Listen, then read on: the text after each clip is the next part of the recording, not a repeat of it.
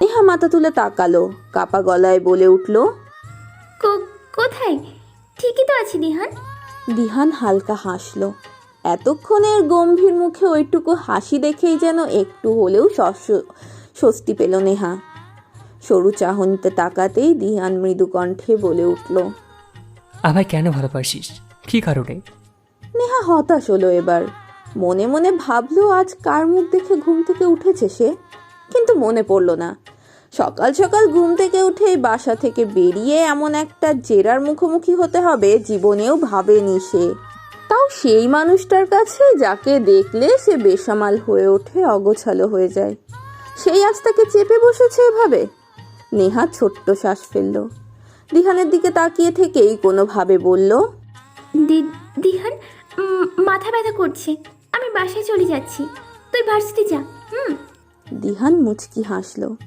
সেভাবেই দাঁড়িয়ে থেকে নেহার হতাশ হওয়া মুখ চাহনিটা দেখে নিয়েই টুপ করে বলে বসলো, ভালোবাসবি আমায়? দিহানের বলা কথাটা যেন বিশ্বাস হলো না নেহার।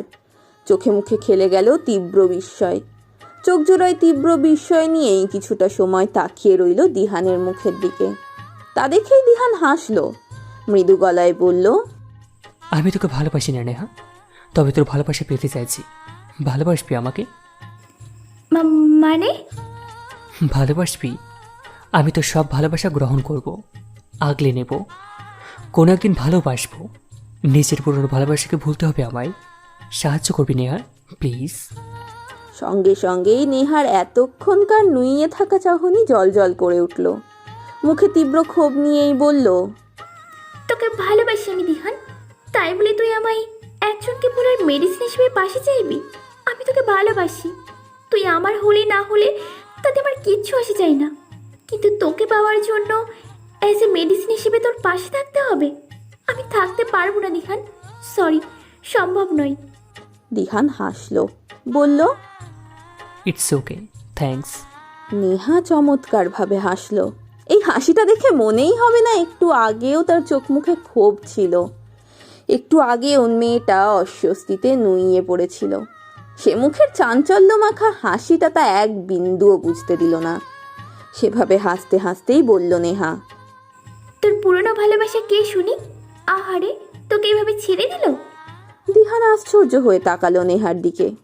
হঠাৎ নেহার পরিবর্তিত কথায় অল্প অবাক হলেও নিজেকে সামলে মৃদু গলায় বলল, দ্রিজা। কথাটা বলেই আর দাঁড়ালো না দিহান। নেহা যেন ওই শব্দটা শুনেই জমে গেল। দ্রিজা? দ্রিজা কিভাবে? তবে কি ভার্সিটির সেই গুঞ্জন সঠিক ছিল? দ্রিজা আর দিহানের প্রেমের সম্পর্ক ছিল? তারপরই দ্রিজার বিয়ে হয়েছে? নেহা বুঝে উঠল না। পাগল পাগল লাগলো নিজেকে এক মুহূর্তের জন্য। নিজের এতটা কাছের বন্ধু, ভালোবাসার মানুষ দুজনের সম্পর্ক ছিল, অথচ বলেইনি তাকে, জানেই না সে। দ্রিজা তো জানতো যে দিহানকে পছন্দ করে সে, তাহলে কোনোদিন কেন বলল না তার আর দিহানের সম্পর্ক আছে? কেন? আপনাকে প্রিয় সম্বোধন করা কি আমার উচিত অদ্রিজা? জানি না আমি, তবে আমি খুব অসহায় অদ্রিজা, খুব অসহায়। আমি এক মুঠো সাহায্য ভিক্ষে দেবেন অদ্রিজা? আমি আমি ভীষণ রকম অসহায়। আমার এই জীবনটা আমি কম ভালোবাসা পাইনি অদ্রিজা।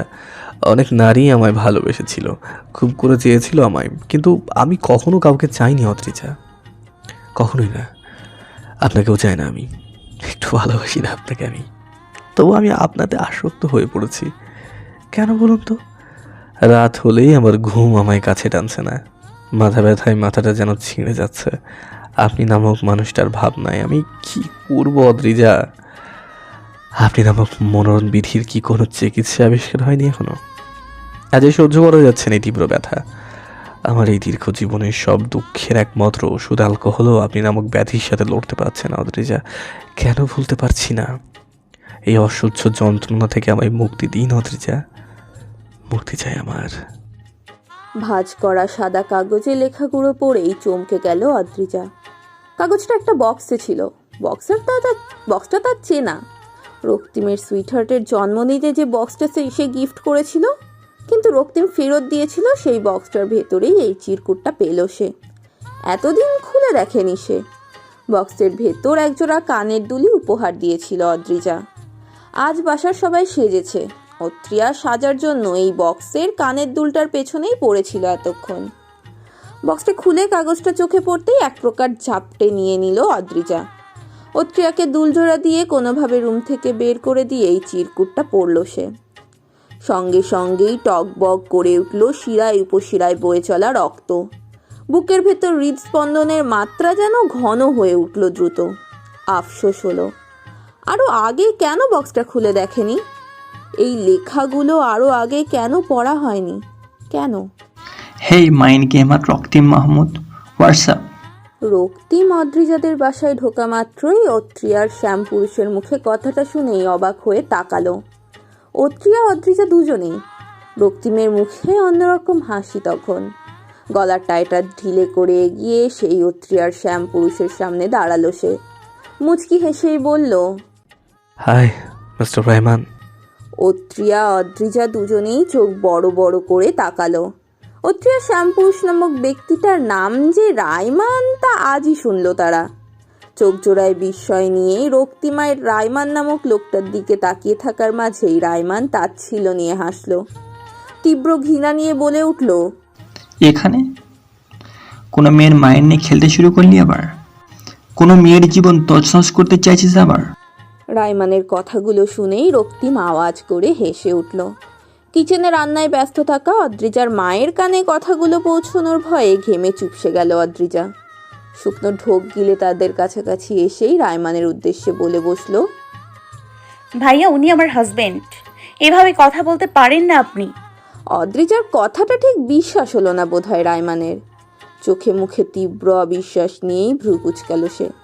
রক্তিমকে গাঢ় নজরে একবার দেখে নিয়েই বলে উঠল সে, হোয়াট, কী সব বলছো তুমি অদ্রি? ও তোমার হাজবেন্ড? আঙ্কেল জেনে শুনে তোমার ওর সাথে বিয়ে দিয়েছে? অদ্রিজা ছোট্ট শ্বাস ফেলল, বিরক্তি নিয়েই বলল, আপনাদের মধ্যে কি সম্পর্ক আমি জানি না ভাইয়া, কিন্তু এভাবে কথা বলার অধিকার সত্যিই আপনার নেই। আর গলার সাউন্ডটা এভাবে উঁচিয়ে কথা বলছেন কেন আপনি? উনি আমার হাজবেন্ড যেহেতু আমি জানি উনি কেমন। আপনি এভাবে বলবেন না, আম্মু শুনবে। রায়মান জেদ নিয়েই বলল, শুনুক, আমি চাই আন্টি জানুক ও কেমন। ও তোমায় ডিজার্ভই করে না অদ্রি। ও তো শুধু মেয়েদের নিয়ে খেলতে পারে আর অ্যালকোহলে ডুবে থাকতে পারে।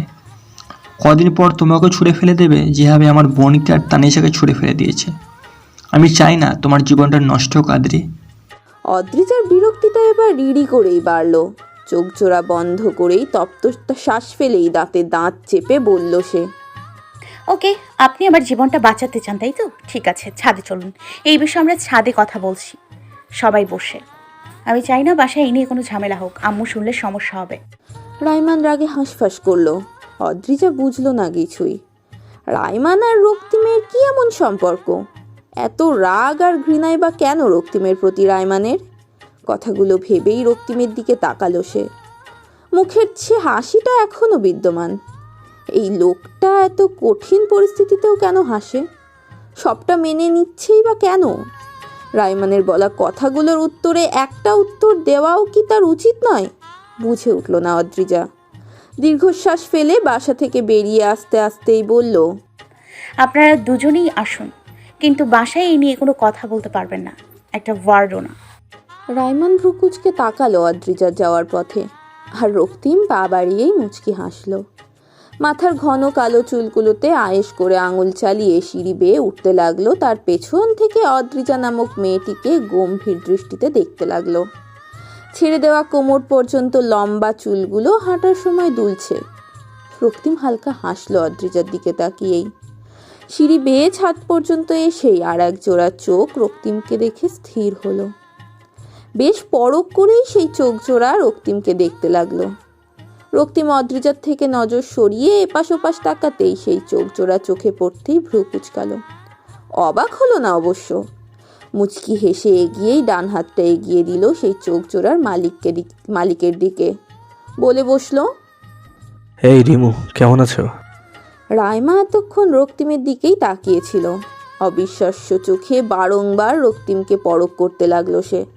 বুকের ভেতর কেমন এক তপ্তশ্বাস স্পষ্ট বলে উঠল, এটা রক্তিম। তবুও বিশ্বাস হলো না। চোখ জোড়া হাত দিয়ে কচলে আবারও তাকালো। কাপা কণ্ঠে বলল, তো তুমি? রক্তিম নিঃশব্দে হাসল। কপালে ঝুড়ে পড়া চুলগুলো পেছন দিকে ঠেলে দিয়েই বলল, হ্যাঁ আমি। কেমন আছো? তোমার হাজব্যান্ড সে কোথায়? আলাপ হলো না কিন্তু তার সাথে? রাইমা সুপ্তশ্বাস ফেলল। মুখে মিষ্টি হাসি ফুটিয়েই উত্তর দিল, হ্যাঁ ভালো আছি রক্তিম। যতটুকু তুমি বলেছিলে তার থেকে অনেক বেশি ভালো আছি আমি এখন। তুমি কেমন আছো? রক্তিম মুচকি হেসেই বলল, আমি সবসময়ই ভালো থাকি রিমু। তোমার হাজব্যান্ড? ও একটু আগে বাইরে গেছে, দুপুরের আগে চলে আসবে। আসলে আলাপ করিয়ে দেবো তোমার সাথে। কি বলে আলাপ করাবে? প্রাক্তন পরিচয়ে? রাইমা হাসল, বলল, প্রাক্তন? না, প্রাক্তন ঠিক চাই না, তবে প্রাক্তন ভালোবাসা বলা যায়। যদি তুমিও আমায় ভালোবাসতে তাহলে হয়তো তোমার প্রাক্তন বলা যেত না, তাই না রক্তিম? কিন্তু তুমি তো ভালোই বাসনি কোনোদিন আমায়, তাহলে প্রাক্তন হলে কি করে? তুমি আমার প্রাক্তন ভালোবাসা রক্তিম, প্রাক্তন নয়। রাইমা হাসল। রক্তিমের দিকে এক নজর তাকিয়েই বলল। রাইমার উত্তর শুনেই রক্তিম হাসল, রাইমাও হাসল।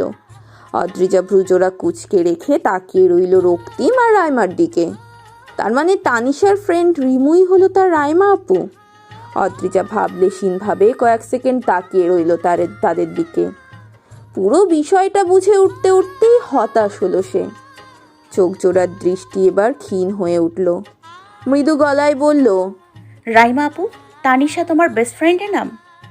রাইমা প্রথমে কয়েক সেকেন্ড স্থির দৃষ্টিতে তাকিয়ে থাকলেও পর মুহূর্তে মাথা দুলালো। তার অর্থ হ্যাঁ, তানিশা তার বেস্ট ফ্রেন্ডের নাম। এবার আরও হতাশ হলো অদ্রিজা। বার কয়েক নিঃশ্বাস নিয়েই একবার রক্তিম তো একবার রাইমার দিকে তাকালো সে।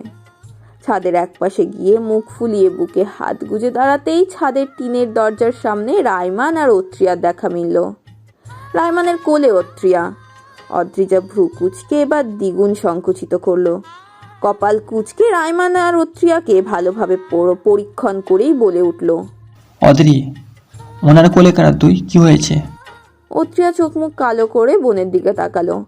চোখ মুখ ঘেমে গিয়েছে এক মুহূর্তেই। কিছু বলতে যাবে ঠিক তখনই রক্তিম চোখ টিপে বলল, অদ্রিজা, আপনি আসলেই বাচ্চা হয়ে রয়েছেন। আপনার বোন অত্রিয়া মিস্টার রাইমানের ফিউচার ওয়াইফ তা আপনি জানেন না? তাও তাদের মাঝখানে বাঁচাচ্ছেন কি, তাই তো মিস্টার রাইমান? রাইমান সঙ্গে সঙ্গে কেসে উঠল। অত্রিয়াকে দ্রুত কোল থেকে নামিয়ে দিয়েই রক্তিমের দিকে ক্ষিপ্ত চাহনিতে তাকালো। দাঁতে দাঁত চেপে বলল, তোর সাথে আমার 1 বছর আগে সকল সম্পর্ক শেষ। 1 বছর আগে আমার সম্পর্কে যা যা জানতি তা যে এখনো সত্যি রয়ে গেছে তেমন নয়। সো যেখানে সেখানে যা তা বলবি না রক্তিম। রক্তিম মুচকি হাসল। রাইমানের রাগটাকে বিন্দু মাত্র পাত্তা না দিয়েই বলে উঠল, বাট আই নো দ্যাট আমি যেটা বলেছি ওটা যেমন সত্যি ছিল তেমন এখনও তেমনটাই সত্যি আছে, শুধু আপনি স্বীকার করছেন না মিস্টার রাইমান। অদ্রিজা ড্যাব ড্যাব করে তাকিয়ে রইল তাদের দিকে। মাথার ভেতর কিছুই ঢুকছে না তার। অত্রিয়াকে এক পা খুঁড়িয়ে আস্তে আস্তে হেঁটে আসতে দেখেই এগিয়ে যেতে নিতেই অত্রিয়া ফিসফিসিয়ে বলল, আপু, পাটা বোধহয় মুচকে গেল রে। সিঁড়ি বেয়ে ওঠার সময় ঠাস করে পড়ে গিয়েছি। তারপর ওই লোক কোলে করে উপরে নিয়ে আসলো। কি অস্বস্তিতে যে পড়েছিলাম আপু, নিঃশ্বাস যেন বন্ধ হয়ে আসছিল আমার। চেনা নেই জানা নেই কোনো এক ছেলে আমায় কোলে তুলে নিল। অদ্ভুত।